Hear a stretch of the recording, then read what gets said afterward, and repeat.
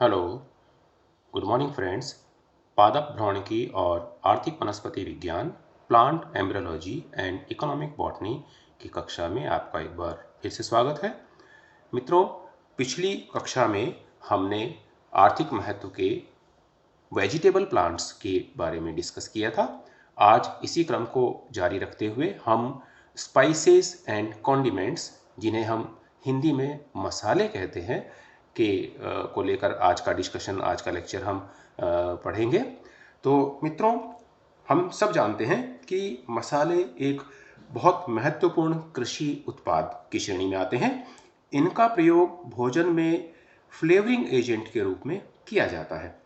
इसके अतिरिक्त इनका औषधि, इत्र, प्रसाधन सामग्रियों के निर्माण में भी बहुत महत्व है। प्रति वर्ष लगभग 300 करोड़ रुपयों से अधिक के मसालों का निर्यात होता है हर साल। अतः आर्थिक दृष्टि से भी ये महत्वपूर्ण कृषि उत्पाद है। विश्व के विभिन्न क्षेत्रों में लगभग 70 मसाले के पादप उगाए जाते हैं। ये पौधों के विभिन्न भागों जैसे जड़, ये एंजेलिका नाम के प्लांट से जो है ना प्राप्त होता है। इसी तरह से प्रकंद, जिसका उदाहरण है अदरक और हल्दी, पत्तियां जैसे पुदीना और तेजपात, छाल जैसे दालचीनी, पुष्पकलिकाएं जैसे लौंग, वर्तिकाग्र जैसे केसर, फल जैसे इलायची और मिर्च, बीज जैसे जीरा, मेथी, धनिया आदि से प्राप्त होता है। ये फ्लेवरिंग एजेंट के अतिरिक्त मसालों में एंटीऑक्सीडेंट प्रॉपर्टी भी होती है। अतः इनका प्रयोग अचार, चटनियों को प्रिजर्व रखने के लिए भी किया जाता है। भारतवर्ष में उगाए जाने वाले मसालों में काली मिर्च मतलब पाइपर नाइग्रम, छोटी इलायची यानी इलेटेरिया कार्डेमम, बड़ी इलायची यानी एफ्रामोनम, और अदरक जैसे जिंजिबर ऑफिसिनाले, हल्दी यानी कुकुरमा कुरकुमा लौंगा, मिर्च यानी कैप्सिकम एनम आदि प्रमुख हैं। मसालों में काली मिर्च को मसालों का राजा कहा जाता है, यानी किंग ऑफ स्पाइसेस के रूप में हम काली मिर्च को लेते हैं। यह तथा छोटी इलायची को मसालों की रानी यानी क्वीन ऑफ स्पाइसेस का दर्जा दिया गया है। भारतवर्ष को मसालों के निर्यात से प्राप्त होने वाली कुल विदेशी मुद्रा का 50% से अधिक भाग काली मिर्च की निर्यात से प्राप्त होता है। अतः काली मिर्च को भारत का काला सोना यानी ब्लैक गोल्ड ऑफ इंडिया भी कहा जाता है। मित्रों, आज की इस कक्षा के अंदर हम सबसे पहले जीरे यानी क्यूमिन के बारे में डिस्कस करेंगे। मित्रों, जीरा या क्यूमिन का बॉटेनिकल नेम है क्यूमिनम साइमिनम और इसका देसी नाम है जीरा। अंग्रेजी में हम इसे क्यूमिन कहते हैं और ये अम्बेलिफेरी कुल का सदस्य है। क्यूमिनम अम्बेलिफेरी कुल का एक वार्षिक पौधा है। यह पूर्वी मध्य सागरीय क्षेत्र का नेटिव प्लांट है। इसकी खेती ईरान, भारतवर्ष, मोरक्को, चीन, दक्षिणी रूस, इंडोनेशिया, जापान, टर्की आदि अनेक देशों में की जाती है। इराक विश्व में जीरे का सबसे बड़ा एक्सपोर्टर है। भारतवर्ष में इसकी खेती मुख्यतः उत्तर प्रदेश, पंजाब, राजस्थान, गुजरात तथा तमिलनाडु में की जाती है। इसके निर्यात से देश को अच्छी विदेशी मुद्रा प्राप्त होती है। यह एक छोटा यानी 25 से 40 सेंटीमीटर ऊंचा शाकीय पौधा है। इसका स्तंभ कोणीय तथा शाखित प्रकार का होता है। पत्तियां एकांतर व पुनर्विभाजित होती हैं। पुष्प कंपाउंड एम्बल प्रकार का पुष्पक्रम होता है।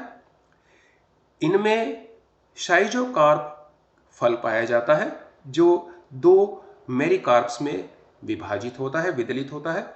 दोनों फलांश या मेरिकार्प्स एक द्विविभाजित कार्पोफोर के द्वारा जुड़े होते हैं। पौधों में वाष्पशील तेल की उपस्थिति के कारण एरोमेटिक गंध होती है, स्मेल होती है। क्यूमिन के लिए रेतीली दोमट मिट्टी की आवश्यकता होती है। इसके बीज खेत में ब्रॉडकास्ट तरीके से बोए जाते हैं। फसल 90 से 120 दिन में पककर तैयार हो जाती है। कॉमर्शियल जीरा या कॉमर्शियल क्यूमिन के सूखे फल के रूप में जाना जाता है। इसके वाष्पशील तेल के अंदर क्यूमिन एल्डिहाइड नाम का पदार्थ होता है, जिसके कारण इसमें एक विशेष गंध व तीखा स्वाद होता है। इसका प्रयोग अचार, सब्जी, बेकरी उत्पादक तथा सूप आदि में सामान्य रूप से किया जाता है।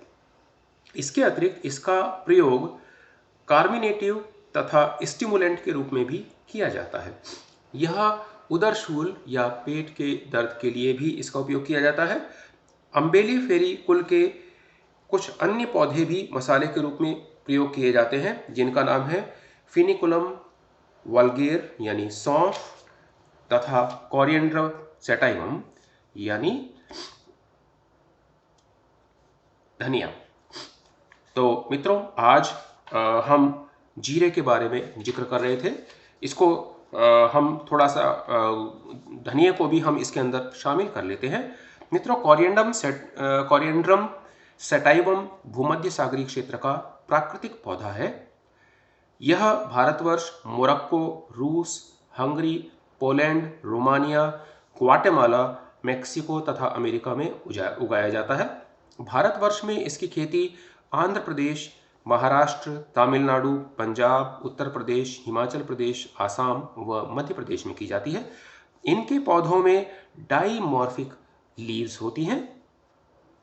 जो बेसल लीव्स हैं या आधारी पत्तियां हैं वो चौड़ी होती हैं, जबकि ऊपर की पत्तियां, पौधे के ऊपरी सिरे की तरफ जो होने वाली पत्तियां हैं, ये पुनर्विभाजित हो जाती हैं।